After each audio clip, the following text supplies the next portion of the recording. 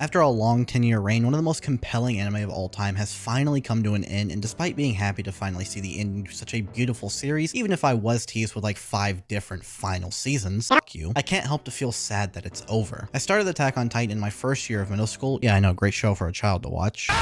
And now I sit here 10 years later as an adult with nothing better to do in his life other than explain a simple yet so complex ending to probably my favorite anime of all time. Attack on Titan officially ended its anime on Saturday, November 4th, and with it came a ton of people praising the animators for a job well done, because let's be honest, they killed it with these last 2 episodes. I was someone that personally hated the way MAPPA handled the series because I disliked the CG Titans a lot. Among the other animation gripes, I also had my complaints about how awful the pacing was in season 4 after the group returned to the island of Parody, which wasn't entirely the staff's fault because it was also a drag in the manga. It didn't ruin the story or anything, but the only reason I had an issue with this in the anime is because I know had MAPPA not been money hungry and gave their team time, Isayama would have almost definitely changed things for the better, much like he did with season 3 of the anime and this last episode where he expanded on Eren and Armin's conversation. Which brings us to the other side of the AOT fanbase, the haters of the ending, which from what I can tell, only hate it because of this conversation between Eren and Armin because they didn't understand it. I mean, the same thing happened when the manga originally ended, so I can't really say I'm surprised. Manga readers hated the ending so much they spun horrendous theories which became famously known as AoE. They'd pull up some random minor change or difference that the anime and manga had and would go wild. Thankfully, those theories never saw the light of day, but a lot of what people wanted to happen stems from those fans holding Eren on a pedestal as this 1000 IQ warmonger when that's never been his character at all. Eren, as he said himself in the added dialogue with Armin, is an idiot. While that bit was absent from the manga, it was never that hard to piece together if you followed the series from the beginning. Eren was never a tactician. He always just used whatever power he had in him in an attempt to achieve his goals, which even then, he never was the greatest fighter and could rarely ever protect his friends from harm. There's a reason why he opted to mind-breaking Mikasa and beating Armin senseless instead of having a civil discussion with the two, because it would have ultimately ended with them just calling him an idiot. Eren was never going to find another solution to their problems, which isn't to say he didn't try, because he did, but everything he attempted led to the same conclusion. To him, the future was predetermined despite being able to influence the past to the point of being the reason his own mother was killed and not Bertolt. To Eren, his dying was the only future obtainable, and for the most part, he was fine with this as long as his friends got to live happy lives without Titans and the fear of war, which they ultimately did. None of the war or attacks on Parody happened until after Mikasa and the rest of his friends died. Even though Eren doesn't know the reason why Ymir chose Mikasa as her savior, he doesn't really care to know, which the reasoning was essentially just true love. All that matters to him again is their happiness. He's essentially accepted that he won't be with Mikasa, but to Eren, he achieved his own version of freedom when wiping out 80% of humanity with no one to stand in his way or to tell him what to do. He was no longer a child locked away behind the walls of Parody.